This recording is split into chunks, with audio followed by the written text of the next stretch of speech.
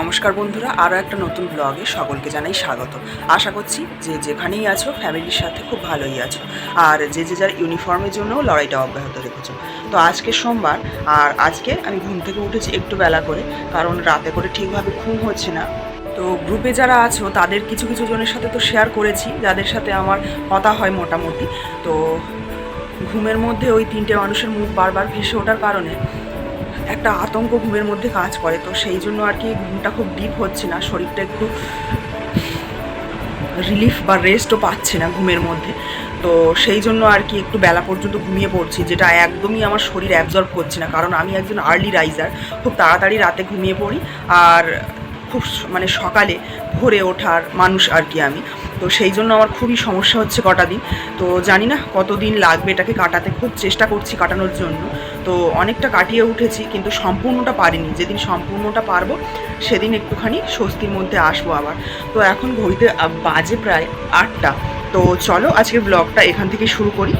আজকে সারাদিন routine maintain করে পড়বো না, কারণ দিনের খুব কম সময় পাবো পড়ার জন্য, কারণ বের হতে হবে একটু একটা জায়গায় যাওয়ার উদ্দেশ্যে। তো কোথায় যাচ্ছি তোমাদেরকে অবশ্যই জানাবো, একটু পরেই বেরিয়ে যেতে হবে, ট্রেন আছে। তো একটা বোন বই ফেলে গেছিলো, জিকের বই, সেই বইটা ছোট্ট করে দেখিয়ে দেবো। অনেক কিছুই জানার আছে আমাদের। ওরা ছোট হলেও, ওদের বইটা নিচু ক্লাসের হলেও কত কি এখান থেকে জানার আছে। আর এই বইটা পুরোটাই জিকে বই। এই যে স্বপন বুড়োর বুক অফ নলেজ, এই বইটা ক্লাস 4-এর। আর কত কি রয়েছে দেখো বইটাতে। বাংলার শেষ হিন্দু রাজা কে? লক্ষণ সেন। বাংলার শেষ স্বাধীন নবাব কে? সিরাজউদ্দৌলা। পৃথিবীর প্রথম সাহিত্য কি? ঋগ্বেদ পৃথিবীর প্রথম সাহিত্য। কি দারুণ দারুণ সব জিকে রয়েছে। শ্রী চৈতন্যদেবের মায়ের নাম কি ছিল? সচিমাতা। রামমোহন রায় কোথায় মৃত্যুবরণ করেন? আমেরিকার প্রথম প্রেসিডেন্ট, তার নাম কি? George Washington. বিদ্যাসাগর কোথায় জন্মগ্রহণ করেন? এইটা অনেকবার পরীক্ষাতে এসছে আমাদের, ডাব্লিউবিপিতে বা রাজ্যের বিভিন্ন পরীক্ষাগুলোতে। কি দারুণ দারুণ সব জিকের প্রশ্ন। তো আমার এখন এই বইটা দেখে খুবই ভালো লাগছিল, তো ওভারঅল একবার বইটা দেখে নিলাম আমি। এখন বেরিয়ে পড়লাম বারুইপুর পোস্ট অফিসে যাওয়ার উদ্দেশ্যে। আমাদের হোঁটর থেকে বারুইপুর 2টো স্টেশনের দূরত্ব, আর যেহেতু স্টেশনের কাছে আমাদের বাড়ি না হওয়ার কারণে খানিকটা সাইকেলে করে এসে স্টেশনে সাইকেল রেখে হোঁটো স্টেশন থেকে বারুইপুরে যেতে হয়েছিল।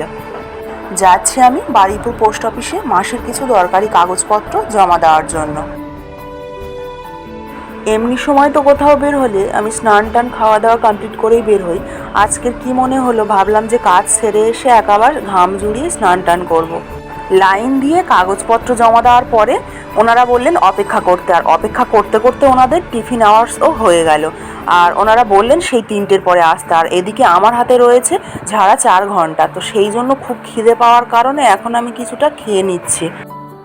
তো এখন আমি বাড়িতে চলে এসেছি, আর এখন বিকাল, আর এখন স্নান টান করে আমি ফ্রেশ হয়ে নিয়েছি। আর সেই যে বিরিয়ানি খাওয়ার সময় একটা ভিডিও ক্লিপ নিয়েছিলাম, আর সুযোগ হয়নি, কারণ কাজ টাজ কমপ্লিট করতে সারতে তারপরে তনুশ্রী বোন এসেছিলো দেখা করার জন্য। তো তোমাদের তো কমিউনিটিতে শেয়ার করেছি আমি। আর সত্যি এত মিষ্টি, আর প্রথম দেখাতে যে এতটা কেউ কারোর সাথে কমফোর্টেবলি কথা বলতে পারে, সত্যি আমার এর আগে অভিজ্ঞতা হয়নি। তো ও সত্যি খুব মিষ্টি একটা বোন, আর ওর ফ্যামিলির কথাবার্তা এতটা যে আমাকে শেয়ার করতে পারবে আমিও আশা করিনি। তো আমিও নিজের কথা অনেকটা শেয়ার করলাম, কারণ একটা পরিস্থিতি তৈরি হয় মানুষের সাথে কথা বললে।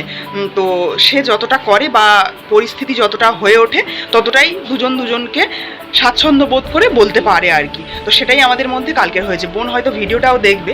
তো অনেকটা পড়াশুনো নিয়েও কিছু কথাবার্তা হলো, নেমে এসে শুধু ফ্যামিলি না, অনেকটাই কথা হয়েছে ওর সাথে। আর সত্যি খুব ভালো লাগলো বোন তোমার সাথে কথা বলে। সকালে যে বইটা নিয়ে বসেছিলাম, এই যে জিকের বইটা, এটা ইচ্ছা ছিল যে একদিনে পড়ে শেষ করে দেব। তো এই কিছুটা পার্ট বাকি আছে। এই যে ওরা সিলেক্টিভ যে প্রশ্নগুলো নির্বাচন করেছে, এগুলো একবার রিভিশন দিয়ে নেবো। কি দারুণ দারুণ প্রশ্ন, দেখে আর না পড়ে থাকতে পারলাম না। তো সেই জন্য এইগুলো এখন পড়ে নেব। দেখো কি ভালো ভালো প্রশ্নগুলো, তোমরা দেখলেই বুঝতে পারবে।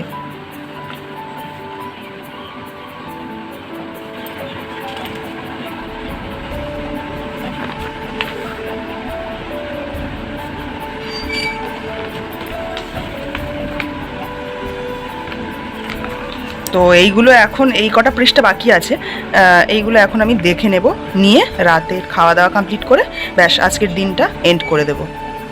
আর আজকের ভিডিওতে আমি দুটো ঝিকে রাখলাম তোমাদের জন্য।